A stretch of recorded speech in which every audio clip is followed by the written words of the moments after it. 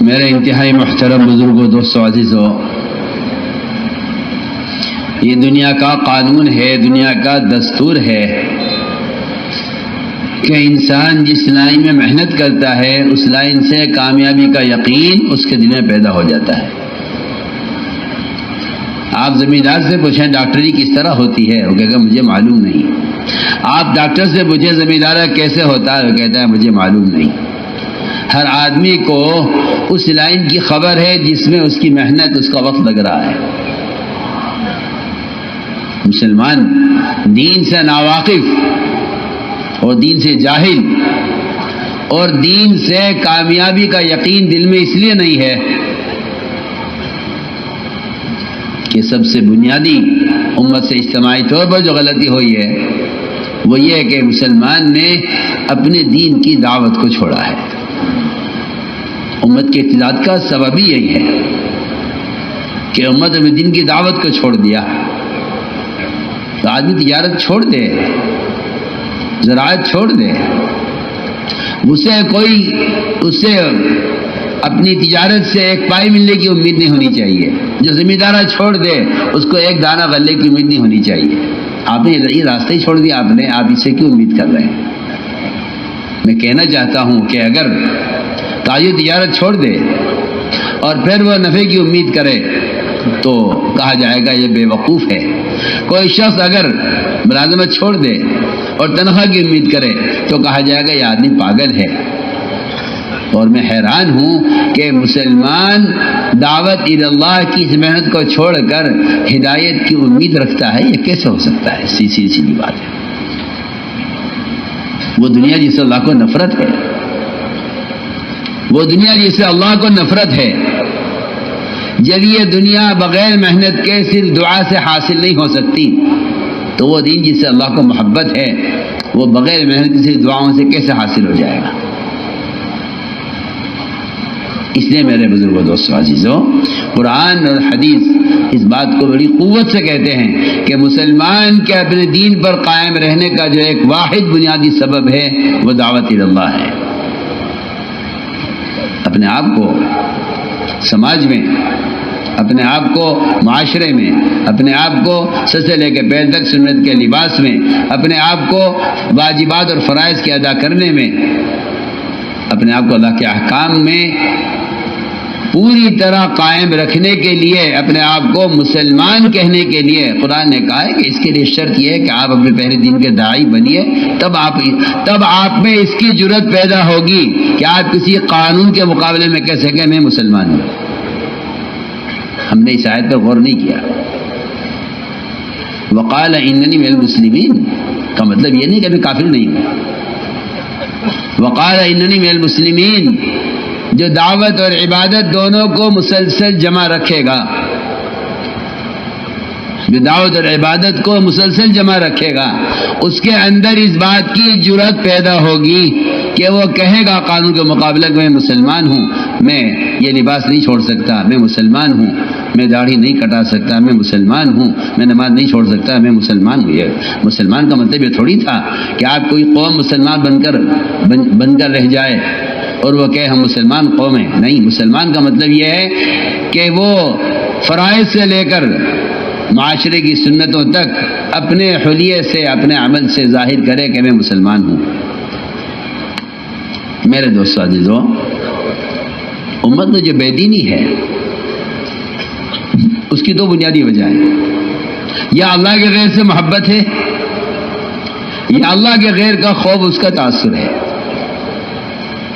اور ان دونوں چیزوں کے دل سے نکلنے کے لیے قرآن نے جو شرط لگائی ہے وہ قرآن نے دعوت کو شرط قرار دیا ہے کہ اگر اللہ کے غیر کا تاثر نکالنا، اپنے دل سے نکالنا چاہتے ہو تو تمہارا کام یہ ہونا چاہیے کہ تم اللہ کا دین کا پیغام لوگوں تک خود پہنچاؤ۔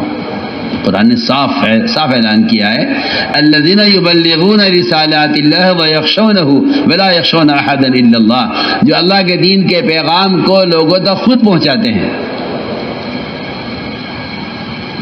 اللہ کے دین کا پیغام لوگوں تک خود پہنچاتے ہیں، اللہ ان کے دلوں سے اپنے غیر کا خوف نکال دیں گے۔ یہ بالکل میں قرآن کی آیت کا صاف ترجمہ کر رہا ہوں کہ دوسروں تک بذات خود دین کی دعوت پہنچائے بغیر، میں اللہ کی قسم کھا کر آپ سے کہتا ہوں کہ مسلمان دین پر باقی نہیں رہ سکتا، چاہے اسے دینی معلومات بھی کتنی ہو، یہ دین پر باقی نہیں رہ سکتا۔ یہ قرآن کا فیصلہ ہے۔ اپنے دین پر استقامت، اپنے دین پہ صلابت، اپنے دین پر آدمی کا بڑی بڑی حکومتوں اور قوانین کے مقابلے میں مسلمان کے دین پر جمنا، 100 بار اللہ کی قسم کھا کر تم سے کہتا ہوں، صرف اور صرف دعوت پر موقوف ہے۔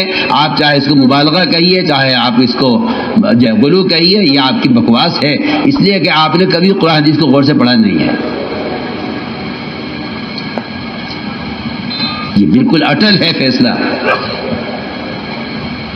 کہ محمد صلی اللہ علیہ وسلم کے طریقہ دعوت کو اپنائے بغیر مسلمان باقی نہیں رہ سکتا۔ یا تو یہ داعی بن کر رہے گا یا مدعو بن کر رہے گا، یا تو یہ باطل کو دعوت دے گا حق کی طرف۔ اگر یہ خدا کی قسم یہ کام نہیں کرے گا تو یہ باطل کی دعوت لبیک کہے گا اور یہ باطل کی دعوت کو قبول کرے گا۔ یہ میں بالکل آپ کو پکی ٹھکی بات قرآن حدیث کی روشنی میں دلائل کے ساتھ عرض کر رہا ہوں۔ آپ سمجھتے ہیں تبلیغ میں نکلنا صرف دین سیکھنے کے لیے؟ سوچیے آپ یہ سمجھتے ہیں کہ دعوت دینا دین سیکھنے کے لیے؟ دعوت، اللہ اکبر، اس سے بڑی مسلمان کے پاس کوئی دفاعی طاقت نہیں ہے۔ سب سے بڑی دفاعی طاقت اگر مسلمان کے پاس ہے تو وہ اپنے دین کی دعوت ہے، اس سے بڑی کوئی طاقت نہیں ہے۔ اللہ تعالیٰ نے جس زمانے میں بھی باطل کو مغلوب کیا ہے، اس کی بنیادی وجہ صرف یہ ملتی ہے قرآن حدیث میں کہ مسلمان اپنے دین کی دعوت پر قائم تھا، اس لیے ساری اقوام باطلہ جھکی ہیں ان کے سامنے، کیونکہ قرآن کا فیصلہ ہے۔ قرآن نے شرط لگا دی ہے، میں تو آپ سے کھل کر کہہ رہا ہوں، قرآن نے شرط لگا دی ہے، ان تنصروا اللہ ینصرکم ویثبت اقدامکم۔ اگر تم اس کے دین کے داعی ہو، میں ترجمہ کر رہا ہوں جس طرح قرآن کا، آپ غور سے سننا، اگر تم اس کے دین کے داعی ہو تب تو وہ تمہاری مدد کرے گا باطل کے خلاف، اور تمہیں تمہارے قدموں کے دل جمائے رکھے گا۔ یہ میں جو کہہ رہا ہوں مولانا صاحب کا ایک ملفوظ ہے۔ حضرت فرماتے تھے اپنی ذات سے پورے دین پر چلنے والا شخص دیندار تو ہے، دیندار تو ہے، دین کا مددگار نہیں ہے، دین کا مددگار نہیں ہے، یہ دیندار ہے، نماز پڑھتا ہے، روزہ رکھتا ہے، حج کرتا ہے، زکوٰۃ دیتا ہے، سارے فرائض پورے کرتا ہے، سارے واجبات پورے کرتا ہے۔ میں کہتا ہوں کہ کوئی گناہ بھی نہ اس سے ہو اور یہ ساری سنتوں کا اہتمام کرے، مکمل نیک آدمی ہو، دیندار ہو۔ مجھے سمجھتے کہیے کہ یہ آدمی دیندار ہے مگر دین کا مددگار نہیں ہے۔ مدد تو موقوف ہے دین کو دنیا میں قائم کرنے پر۔ اس لیے اس بات پر سب غور کریں کہ مسلمان کے پاس اگر یہ دعوت کی دفاعی طاقت نہیں ہے تو پھر باطل اس کے معاشرے پر بھی غالب آئے گا، اس کے فرائض پر بھی غالب آئے گا، اس کے پورے دین پر غالب آ جائے گا۔ مسلمان ہی کہ دین چھوڑ دے گا، کھیتی کیا کریں، نہ حالات ہیں، نہ ماحول ہیں، نہ ہماری حیثیت ہے، نہ ہمارے اندر طاقت ہے، ہم کیا کر سکتے ہیں، کہیں جا نہیں سکتے اور یہاں دین پر چل نہیں سکتے۔ لہذا یہ غیبی ان تمام مددوں سے بالکل محروم ہو کے رہ جائے گا جو غیبی مدد دعوت پر نازل ہوئی۔ آپ چاہیے کہ صحابہ کی سیرت پر غور کریں کہ جب تک یہ امت اپنے دین کی دعوت کو لے کر پھرتی رہی، یہ بادشاہوں سے اس طرح بات کی کسی غلام سے بات کی جاتی ہے۔ اس لیے ہم نے عرض کیا کہ دعوت ہے اصل بنیادی فریضہ اپنے دین پر استقامت کا، جس کا خاصہ یہ ہے، حضرت تھانوی رحمۃ اللہ علیہ کے ملفوظات میں ملتا ہے کہ جس چیز کو اپنے اندر پیدا کرنا چاہتے ہو باعتبار کمال کے، باعتبار حقیقت کے، اس کی دعوت دوسروں کو دو۔ یہاں تو ایک جہالت اور ایک بے وقوفی یہ عام ہو گئی ہے لوگوں میں کہ جو آدمی عمل نہ کرے وہ دعوت نہ دے، کیونکہ وہ خود عمل نہیں کرتا، دعوت کیسے دے گا؟ اور قرآن کو غلط سمجھنا، غلط بیان کرنا اور اسے دلیل بنا کر پیش کر دینا، لِمَ تَقُولُونَ مَا لَا تَفْعَلُونَ، کہ آپ اس کام کو کرتے نہیں، اسے کہتے کیوں ہو؟ دیکھیے تو صحیح، یہ کہنا جس کام کو آپ کرتے نہیں اسے کہتے کیوں ہو، یہ بالکل علماء نے لکھا ہے، یہ ایسا ہے جیسا کوئی آدمی نماز چھوڑنے کی وجہ سے روزہ بھی چھوڑ دے۔